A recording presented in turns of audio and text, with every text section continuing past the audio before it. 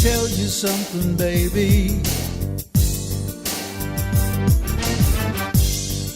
I made you a long time ago. Choice and values. The traditional model is based on a transcendent domain of the deity. The experiential domain is based on scriptures, ecclesiastical hierarchy, authority, morality, ethics, and legality. In the ontological model, the transcendent domain is nothingness and death, and the experiential domain is choice, possibility, integrity, and authenticity.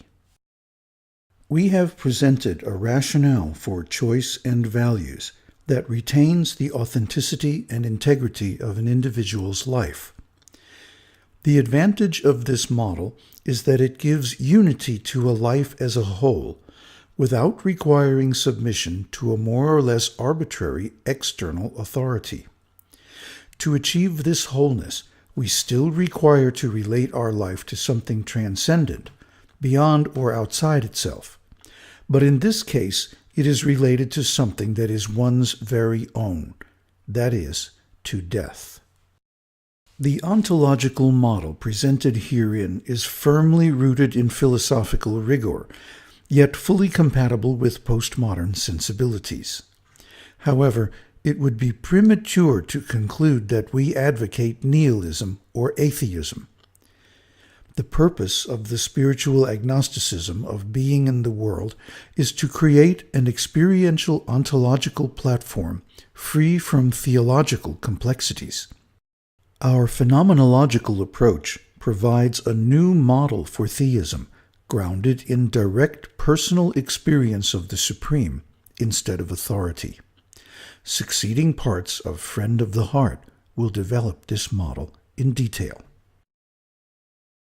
We have seen, through a methodical, phenomenological, ontological analysis of our default being in the world, that the traditional approach to choice and values involves the superimposition of external authority upon our existential choice. While this approach may be convenient for practical purposes, it subjects human beings to objectification. The current form of corporate organization in society, historically derived from ecclesiastical hierarchy, tends to treat persons as objects, limiting their being and choices. Hierarchy has metastasized throughout society in the form of corporate organizations, until today it compromises individual choice as never before. But today's technology obviates the need for rigid hierarchies in every conceivable application. Ad hoc, flat networks based on shared interests are now within everyone's experience and reach. The real issue here is not social, but personal. Although we are all human beings, ontology, the science of beingness, is almost unknown to people in general. Instead, the idle talk of the world concentrates on having, doing, feeling, thinking, or at best, knowing. These inferior parts of our being are often conflated with or substituted for actual being.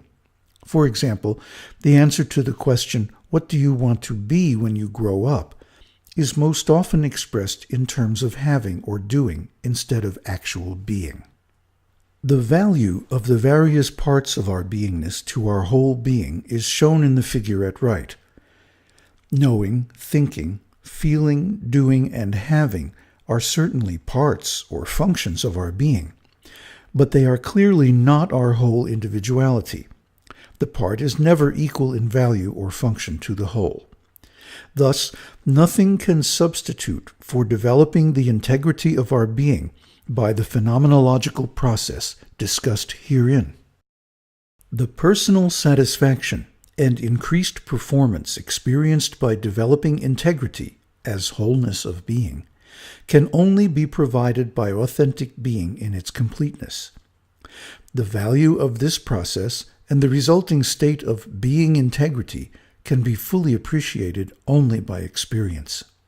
However, in general, the ontological viewpoint values internal states above externalities of any kind. One may certainly question the validity and practicality of a philosophy that seems to allow the individual completely free choice in every respect. There is no question that completely unfettered freedom of choice can be a two-edged sword. There is always a possibility that these powerful conceptual tools and processes could be misused for nefarious purposes. But we are hardly libertarians or anarchists. Being in the world is only the first step of a long, complex journey from ordinary, everyday, unauthentic being to complete self-realization of our eternal identity. In Part 2 of Friend of the Heart, Call of the Friend, we continue our exploration of the ontological phenomenological process, addressing concerns such as the knowledge of right and wrong, guilt, conscience, and how we can actualize this process to attain integrity and authentic being.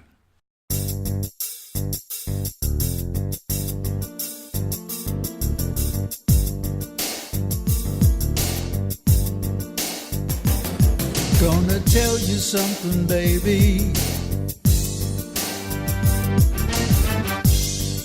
I made you a long time ago.